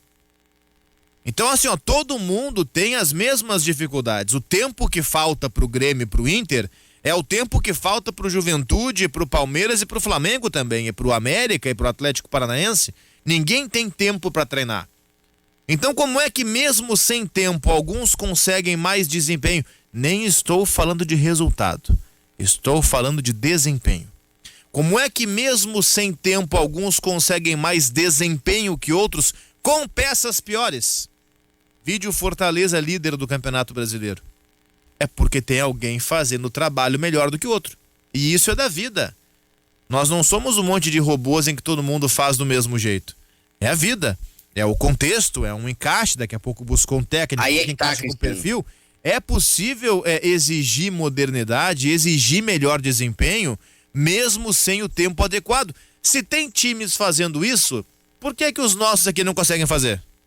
Aí eu vou ser um pouco mais simplista e vai ver que o Ramires tinha razão, é o frio mesmo. Não, é o contexto, são os 10 anos, é o tamanho do Inter, com todo o respeito que o Fortaleza merece. Todo o respeito, Fortaleza tá assim, de parabéns pelo que tem feito e nos últimos anos. Presidente, o clube, sabe, tudo. Mas é outro tipo de objetivo e exigência. Se daqui a pouco Fortaleza tiver uma caída, ficar ali no 10º lugar, e não é que eu espere que o Inter vá ser campeão brasileiro, mas é que o sistema no entorno do Inter exige isso. E eu até acho que não vai ter como fazer isso. Então, é aquela famosa bola de segurança. Eu não saberia nem aqui apontar tantos técnicos que façam parte desse perfil da tal bola de segurança. Mas acho arriscado trazer um treinador de uma outra cultura agora. Eu acho certo trazer um treinador de outra cultura. Inoportuno. Exatamente. O mesmo argumento que tu usaste para o Ramires serve agora. É o contexto. Não dá. Infelizmente não dá. Gostaria que desse. Mas a torcida não vai esperar. A imprensa não vai esperar. E a parte política do Internacional também não vai esperar. E aí os dirigentes do Internacional não vão suportar e daqui a pouco vão trocar de novo. Claro que pode acontecer de vir, vou usar ele como exemplo, o Marco Silva, e dar certo de imediato, buscar resultados, aí dá uma respirada.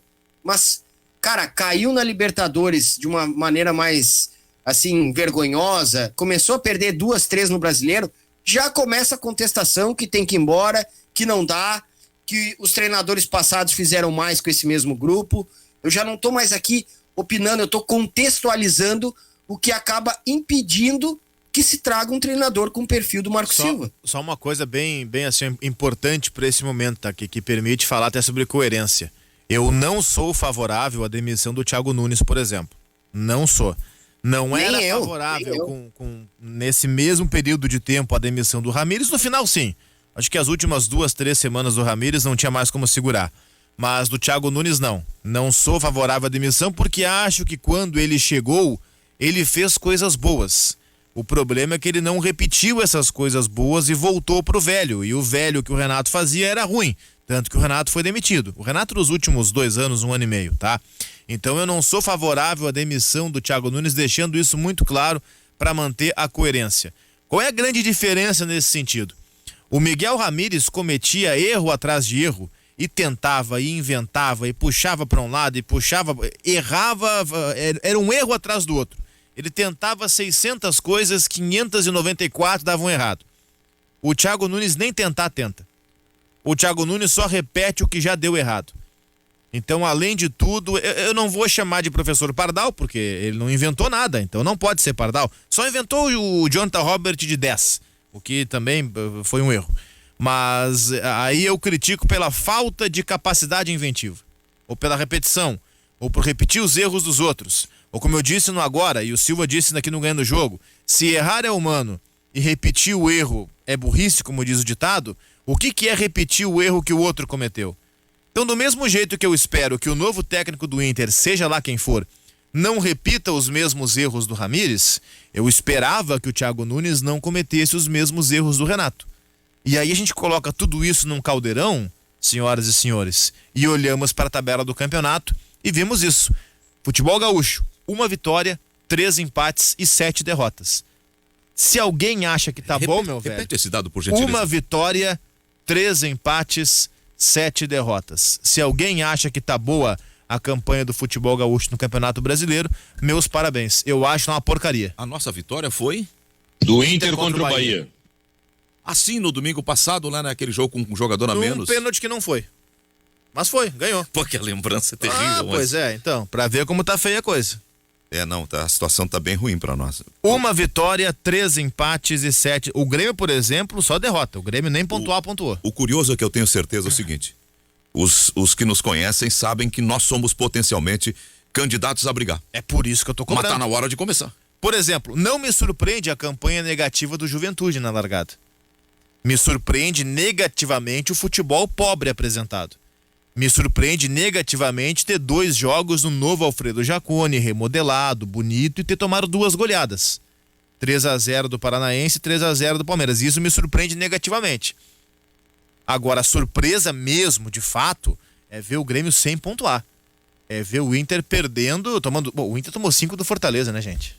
Bem, são 12h25, então eu atendo alguns recados dos nossos ouvintes. Eu só quero, desculpa, Zé, antes de você atender alguns recados, só repetir a informação que eu coloquei já na volta. Guerreiro vai passar por uma nova intervenção cirúrgica no seu joelho, e aí não se tem previsão de quanto tempo ele vai voltar a jogar. O contrato acaba no final do ano. Os tratamentos, como é que é o nome, cara? Conservadores? Conservadores não estão dando resultado. Veja bem, não vai abrir o joelho do cara. É uma intervenção cirúrgica, pode ser uma artroscopia, algo que pode... O Danilo Fernandes fez uma intervenção na coluna. Kahneman fez uma intervenção no quadril. Um cara que teve tratamento conservador, o Maicon. O Maicon era para fazer uma cirurgia na virada de 19 para 20 e optou por tratamento conservador. Não fez cirurgia, era joelho também. E outra coisa que eu quero frisar é em questão técnico. Mas a questão da direção vir a público e descartar nomes descabíveis para acabar com essa ladainha. É 1 semana sem treinador. Eu entendo que está fechando, dividindo responsabilidades, debatendo, estudando e tudo mais. Isso tudo é compreensível. Mas tem que vir a público e dizer assim, não, A, B, C, D, não, esses estão fora. É isso que tem que fazer, cara. Olha aqui, ó, informação do jornalista Olímpio Vasconcelos, de Cuiabá. Cuiabá tem interesse em Lisca e aguarda definições para entrar no mercado. Não, o Lisca tá fora. Se fosse para ser o Lisca, já estaria treinando. Eu também acho. O Lisca que tá fora, então, das pretensões do Inter, vira alvo do Cuiabá. O Lisca, no entender da direção do Inter, ele entra muito em conflito em rede social, tem um problema do temperamento dele. Eu acho o Lisca um muito bom técnico, mas é a avaliação do Inter. É isso aí. Ele teve a coletiva de demissão dele na segunda-feira, menos de 24 horas depois, menos de 24 horas não, mas 72 horas depois do Inter anunciar oficialmente a demissão do Ramires. O Inter anuncia que o Ramires sai numa sexta e na segunda-feira o Lisca sai do América Mineiro. Se fosse o Lisca, já estaria contratado. O Lisca mora em Porto Alegre. O Lisca pega um Uber e em 3 minutos está no Beira-Rio. 3 minutos, com trânsito. E outra, se o Lisca pegar a sinaleira do Mãe de Deus fechada, Guimarães, demora 3 minutos pro Beira-Rio. E o Paulo Brax conhece o Lisca, né? Claro. Fosse o Lisca, já teria esse aval. Então tem essa coisa que é o Paulo Brax daqui a pouco dizer o seguinte, não é o Lisca o nome para esse momento. Eu acho o Lisca um bom conhecedor de futebol, tá? Uma pena que o Lisca caiu nesse estereótipo que por vezes ele mesmo alimentou de Lisca doido, da doideira e das questões de relacionamento. Uma pena. Porque ele é um cara que conhece. O comportamento dele nas semifinais do Mineiro não foi legal. O comportamento dele. Ele tem essas. Isso aí, ele cai no personagem. Porque ele é um bom treinador, ele conhece futebol, ele tem boa intuição, é um treinador intuitivo, tá? É um treinador também técnico, ele consegue entender onde o jogador rende mais, é um treinador versátil, é um cara que poderia estar num patamar bem acima, não fosse por essa questão de relacionamento. Porque o Lisca é um cara imprevisível, que daqui a pouco perde um jogo e vai pra cima do jogador e perde grupo por isso, é complicado, né? O Lisca, Guimarães, numa era onde nós estamos no ar o tempo inteiro, tudo que a gente faz está sendo gravado por alguém em algum momento, está sendo filmado, está sendo vigiado, está sendo gravado, às vezes até literalmente, mas enfim, o Lisca parece aquele cara que está sempre fora do ar, sabe? Aquela brincadeira que tu faz fora do ar, o Lisca faz no ar sem perceber. É ele dando um pau no técnico do Cruzeiro, que ele até indicou para América, curiosamente, Felipe Conceição, dizendo 1, 2, 3, Felipe é meu freguês, que ele disse no vestiário lá do América. Cara, um vestiário depois de uma classificação, afinal, é claro que tem alguém gravando, é óbvio que tem alguém filmando. Então, às vezes, falta esse clique no Lisca, sabe? E o que eu acho que pega mal do Lisca é aquela coisa, ou eu ganho ou eu sou roubado. O Lisca desceu a lenha, deu um pau na arbitragem 300 vezes. Eu acho que o Lisca, ele tem que entender que ele não tem um tamanho pra CBF fazer um complô contra o Lisca, sabe? Tem uma reunião na CBF hoje, pessoal. Vamos fazer um complô. Nós não podemos deixar o Lisca ter sucesso. O Lisca não tem esse tamanho. Posto isso, feita essas ressalvas, analisando agora o trabalho de campo, eu gosto muito do Lisca. Acho que o Lisca fez bons trabalhos. É uma coisa bastante curiosa, Guimarães, Gutierrez, Silva, Orestes, quando o Grêmio estava sem o Renato, também se discutiu o Lisca no Grêmio. E eu lembro que eu perguntei para algumas pessoas que conheceram os dois, tanto o Thiago quanto o Lisca, e uma resposta me chamou muita atenção. Que diz assim, presta atenção, o Thiago Nunes fez um grande trabalho em um clube só. O Lisca faz bons trabalhos por onde passa. Aí eu li aquilo, não concordei muito na hora e, cara, eu acho que é verdade. Eu não vou saber falar isso do Thiago Nunes como um todo, porque o Thiago Nunes tem quase 15 times na carreira, eu não acompanhei ele em 10 desses 15. Mas o Lisca, ele fez um bom trabalho no América, ele fez bom trabalho no Náutico, ele fez bom trabalho no Juventude, ele fez bom trabalho no Ceará. Não tem o tamanho do Inter. Poxa, verdade, concordo plenamente. Mas ele faz bom trabalho por onde passa. Então, feita essas ressalvas de comportamento, de achar que tem um complô contra ele, até de uma certa mania de perseguição, e analisando o trabalho do campo, eu acho o Lisca um bom técnico e realmente hoje eu concordo. O Lisca fez bons trabalhos por onde passou. Só vou dar um recado aqui, para a gente continuar o debate da Panambra, que é o meu segundo texto que eu tenho que trazer para o nosso público. Mas como é que quem está escutando e quer escutar e ver pelo YouTube faz, hein, Zeldo? É Rádio Guaíba Oficial, a nossa programação. Só colocar Rádio Guaíba que já encontra. Então vamos divulgar mais isso. E tem que, como é que é aquela história, tu que tem canal, Oliveira? Para assinar, para dar like, receber não, nem notificação, precisa assinar, é tudo de graça, é só clicar ali em inscrever-se e depois de clicar em inscrever-se, que é de graça e demora 1 segundo, ativa o sininho de notificações. Aí acontece o quê? Aí você é notificado automaticamente cada vez que começa o Ganhando o Jogo. Você está no teu celular, daqui a pouco lá 11h05 da manhã, começou o Ganhando o Jogo, clica ali e acompanha. Alguém até o ruim é que vai ver os nossos rostinhos, né? Mas não, esse é o bom. Não, mas só bota o fonezinho de ouvido e deixa de ladinho o telefone, sabe? Pode estão também. Na televisão, nos olhando. Um cara até meteu a mão com o Guti por causa do bigodão de mexicano que ele tá, mas o Carlos queria ele é dono Gutierrez. Eu peço desculpas. Eu peço desculpas ao ouvinte, que como eu tô fazendo outras atividades aqui hoje, eu nem ficaria preso assim na frente do... Mas outras atividades relacionadas a, enfim, a rádio também. Eu queria só Zé Aldo, dar uma... Eu só queria segurar a palavra pro Carlos, que ele já tá há algum tempo, Oreste. É uma troca de assunto. Eu nem sei se vocês vão entrar. Eu nem sei se vocês vão entrar nesse assunto, mas eu vou propor.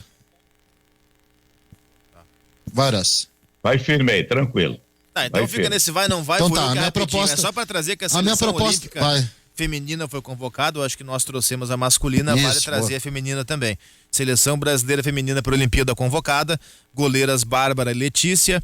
Defensoras Tamires, Rafael e Érica, Bruna Benites, que é do Inter, Poliana, Jucinara. Meias Formiga, Andressinha, Adriana, Duda, Marta e Júlia. Atacantes Debinha, Ludmila, Beatriz e Geise. A Cristiane ficou fora da Olimpíada. Então só esse parênteses, porque nós trouxemos a seleção masculina, vale trazer a seleção feminina da técnica Pia Sundhage, convocada para a Olimpíada. Era isso. A Cristiane abandonou a seleção, né? Vai ficar fora da Olimpíada. A minha proposta é a seguinte, tá? Porque eu falei da crise de treinadores, tá? E ontem, vendo a seleção brasileira, o segundo tempo especialmente, e observando os jogos da seleção, vendo o Neymar em campo, e entendendo que o Neymar, não é que ele esteja acima dos outros, ele tá 302 mil vezes acima do segundo melhor atacante brasileiro, que na minha opinião hoje se chama Richarlison. Para mim o Richarlison é o segundo melhor atacante brasileiro entre todos os disponíveis. Aí tu inclui sim Gabigol, Everton, Gabriel Jesus, Firmino, Pedro, qualquer outro jogador. Eu coloco o Richarlison, que está numa fase muito boa, especialmente pela entrega que ele coloca. Um cara que ontem, por exemplo, teve até capacidade para mudar o jogo, para ajudar mais o Neymar, para não sobrecarregar. E aí eu tava pensando que essa crise que o Zé Aldo falou bem por cima e que tem muita razão, mas muita razão, que é uma crise de identidade, e também se associa a Euro. Hoje o futebol mais bonito da Europa, sabe quem é que tá jogando? A Itália. Mais ofensivo também, 4-3-3 com um volante só, esse volante é o Jorginho. A Itália joga com um tripé ali no meio, de dois jogadores que se mandam, e o Jorginho segura um pouquinho mais ali as coisas no meio de campo. Então a Itália é um time ofensivo. Mas é um time que tá jogando bem. É um time... A Itália, quando tá mal, vira campeã. Mas ela não tá mal. A Itália... Ela esteve mal antes. As últimas 3 Copas ela morre na fase de grupos. Não, mas independente... vai pra última, né? Mas a Itália é uma independente disso... eu acho que ela tá abaixo de outras. É isso que o Zé Aldo falou. Independente de qualquer outra coisa, tá? É uma escola que não é mais identificada com a tradicional escola italiana. Vou pegar o último título italiano, 2006. Era um time defensivo de transição. Basicamente um time que se segurava para partir em contra-ataque. Time quase com 4 volantes lá. Pirlo, Gattuso, Camoranesi e Perrotta. É um meio de campo com pouca criação. E é o time que jogou a Copa do Mundo. A Itália hoje é um time que pode não ganhar a Euro, mas é um time ofensivo, 3 atacantes, Berardi, Immobile, Insigne, 2 meias ofensivos, é um time com muita chegada. A Inglaterra, e a Itália era conhecida pela escola do Catenaccio, né? A Inglaterra, do chuveirinho, é um time que só tem um jogador alto, que é o Harry Kane. O resto, jogador que, especialmente Mason Mount e Phil Foden, são 2 jogadores com muita técnica, mas muita técnica. A Inglaterra é o time mais divertido para se enxergar e é um time habilidoso. A Bélgica é um time ofensivo. Os times da Europa, eles estão com um estilo ofensivo. E o Brasil, embora seja bem treinado, com um estilo mais cumpridor. Onde que eu tô querendo chegar com isso? A gente, com uma crise de treinadores, também entra numa crise de identidade. Os europeus já estão se desfazendo das suas identidades. O pragmatismo alemão já dá lugar para intuições de caras como Gnabry, Sané e mesmo antes com outros jogadores, tá? O Havertz, que é um grande jogador. O Catenaccio italiano está dando lugar à criatividade e à ofensividade. A França, pela pluralidade étnica, é um time que poderia jogar com futebol mais, entre aspas, atrevido, mas joga um futebol pragmático. É um time de transição, um time de contra-ataque e pouca posse de bola. Onde que eu quero chegar? As identidades do futebol, as tradições do futebol estão se desfazendo. E a gente está produzindo pouco jogador, além de pouco treinador. Mas tem 4 grandes, 5 grandes jogadores, Oliveira, na minha opinião, brasileiros hoje, no patamar, na primeira prateleira do futebol mundial. 2 deles são goleiros, Alisson e Ederson. Os outros 3 são Marquinhos, Casemiro e Neymar. Nós só temos na primeira prateleira do futebol mundial um atacante. E eu acho que isso diz muito sobre uma perda de identidade geral que acontece no futebol, em que nós aqui estamos nos europeizando e eles estão pegando tudo o que a gente fez historicamente. Quer saber como é que Isso é o que tem mais me chamado a atenção. A qualidade que ela é indiscutivelmente coletiva nos times, nas seleções europeias, mas a qualidade individual. Eu até falava com o Oliveira sobre isso, né, Oliveira? Sobre como Portugal tem qualidade individual, como a Inglaterra tem qualidade individual, a França, eles estão já transcendendo o que sempre tiveram de lastro, de alicerce coletivo, e agora eles estão apresentando qualidade individual dos caras. Isso está fazendo a diferença. A gente está ficando cada vez mais pragmático, concordo plenamente com o Guimarães. Mas tem uma questão que eu vou tratar como impressão. Até fui procurar números aqui para embasar e confirmar a tese, mas não achei. As médias de gols dos campeonatos europeus são médias altas. São médias altas. Você pega um jogo de Premier League, para quem curte brincar ali, fazer aposta e tal, hoje em dia está cada vez mais comum isso. Apostar no famoso ambos marcam em jogos da Premier League é quase batata, porque tem muito gol.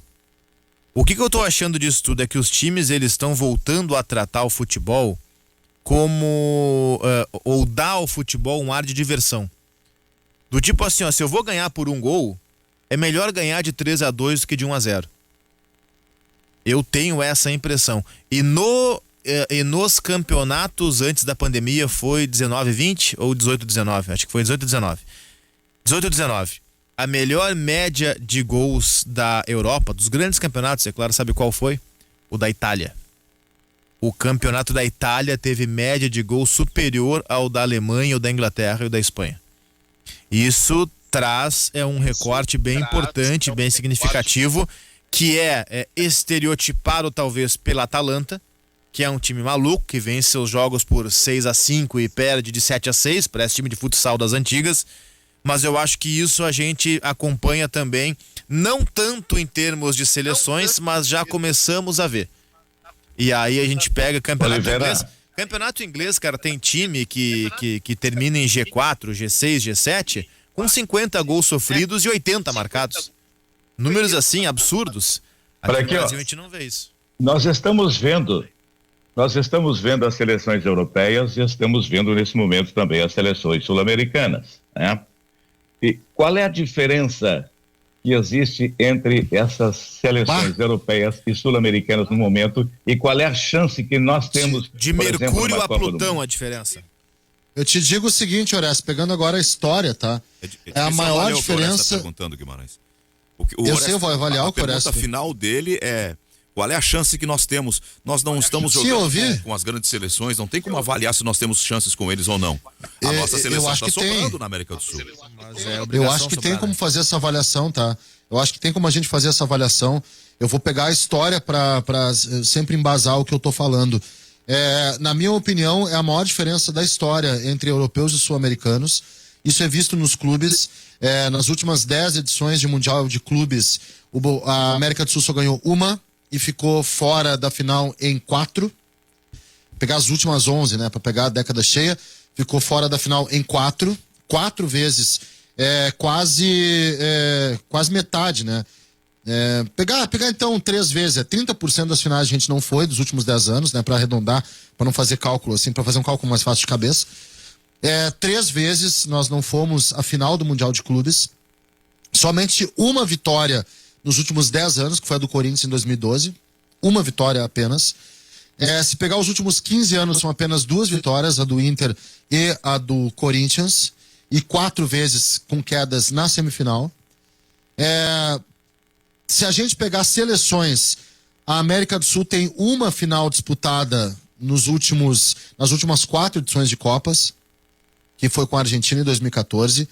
A América do Sul não tem título de Copa do Mundo desde 2002, vai fechar 20 anos, parece que 2002 foi ontem, né? Não, vai fechar 20 anos sem conquista. Europeus venceram em 2006. Dá pra fazer França, um parênteses no Itália. teu raciocínio, Guimarães? Só para completar a parte histórica. Não, vai, faz o parênteses. O parênteses é o seguinte: os nossos times não podemos comparar com os deles, porque os nossos melhores jogadores estão jogando nos times deles.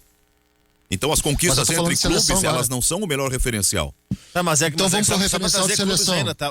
São 5, tá? Se pegar o Mazembe contra o Inter pra cá, são 5 vezes que nós não chegamos à final. 5. Então, pega os últimos 10 anos, é isso aí. 40%. Mas em termos de seleção, que é o recorte que o Guimarães começa a fazer, também se aplica por conta disso.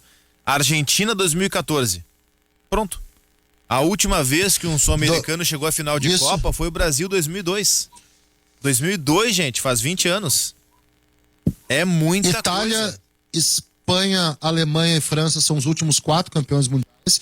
Vou pegar com seleção agora, não tem problema. São os últimos 4 campeões mundiais. A zona sul-americana, ela é muito fraca. O Brasil sobra também pela falta de adversário. Quem poderia fazer frente à Argentina é esse time mal treinado. Eu acho o time brasileiro 30 vezes melhor treinado que a Argentina. O restante não tem renovação à altura. São jogadores... O Chile ainda joga o Bocejur, cara. Que é um cara que nunca entrou no mapa do futebol mundial. No Grêmio. Exato. 5, olha só. 5. Olha só, o cara teve aqui há 16 anos. E ainda tá na seleção chilena. Não tem renovação.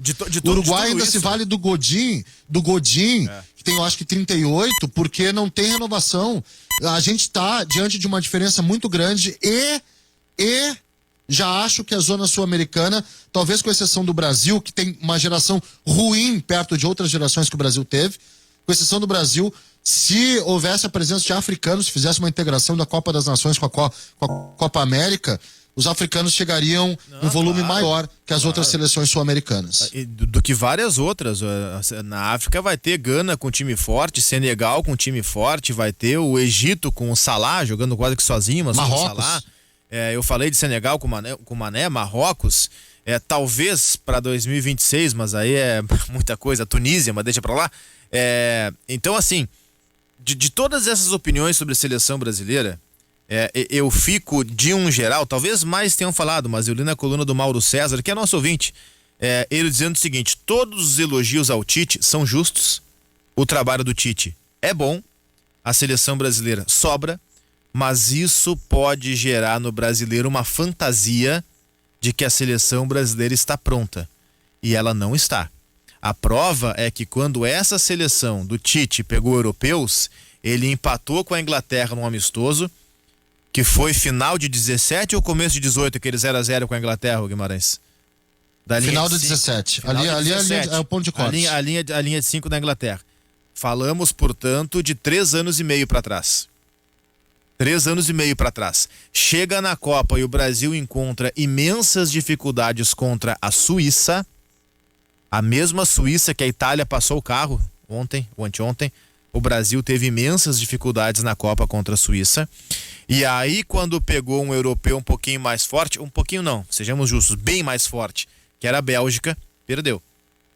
Então todos os elogios são justos, o Brasil tá jogando muito bem, o Brasil é bem treinado, o Brasil sobra na América do Sul, tem tudo para ser campeão da Copa América de novo, mas isso não pode gerar fantasia de que a seleção brasileira tá pronta, porque ela não tá. Eu queria, passou e eu acabei não conseguindo encaixar, eu queria dar uma opinião assim, ó. A Coreia do Sul, quando quis melhorar a formação dos seus alunos, para criar um país desenvolvido, com mão de obra qualificada, investiu em professores. Talvez, se queremos melhorar o nível de formação dos nossos atletas, temos que investir em treinadores. Exatamente. Bingo. Porque nós estamos com um problema. Só que o problema atual é o seguinte: nós estamos perdendo a identidade porque nós estamos importando treinadores que estão tentando adaptar os seus modelos, muitas vezes contrário à nossa característica cultural. Aí eu discordo. E à nossa vocação natural. Eu acho que uma das formas de fazer os nossos técnicos melhorarem é fazer com que eles se mexam. E uma forma de fazer eles se mexerem é trazer os caras de fora provando: olha só, os caras de fora são melhores do que vocês. Abel Ferreira foi campeão da América e da Copa do Brasil. Jesus foi campeão brasileiro. E aí, como é que vocês não são? O brasileiro é liderado pelo Vojvoda, que é um argentino do Fortaleza. Mas me permite, o Jesus é um exemplo de um cara que chegou aqui e explorou o potencial natural dos nossos jogadores. Ele criou um ambiente para que desse vazão aquilo que nós temos de mais qualificado, que é o drible, que é a ultrapassagem, que é a velocidade, que é o poder de definição. Ele estimulava isso e incorporou a isso um nível de entrega para acabar com a letargia, com a preguiça, com a zona de conforto, que antes não era comum. Todo mundo joga, todos os jogos, o tempo todo. Isso aí foi essa foi a introdução que ele trouxe de novo. De um cara que veio de fora e precisou chegar alguém do outro lado do oceano para colocar isso aqui. Eu não sou contra técnico estrangeiro, pelo contrário, sou favorável àqueles que venham para acrescentar, sempre fazendo a ressalva de que não é qualquer estrangeiro que é melhor do que qualquer brasileiro. O segredo de tudo é o bom senso, sempre. Não é qualquer estrangeiro que é melhor, não é qualquer brasileiro que é pangaré, tem muito técnico brasileiro bom e tem muito técnico estrangeiro ruim também.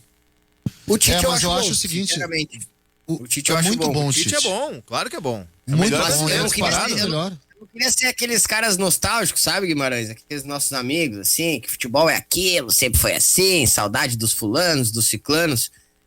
Mas, em que pese eu reconhecer que a gente tem jogadores distribuídos, sim, nos melhores times do mundo, é verdade.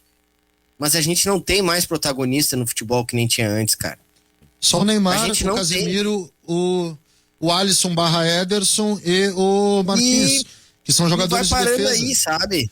E vai parando. Se tu pegar os nossos atacantes, eu considero o Richarlison o segundo melhor atacante brasileiro hoje, tá? Cara, o Gabigol na seleção é meio constrangedor. Acho que vocês não estão vendo. O Tite não é simpático com o Gabigol. Ele não, mas o Gabigol não tá não é posicionamento. Ele chegou a correr colado no Neymar ontem numa bola de contragolpe. Mas o Pedro é bom jogador.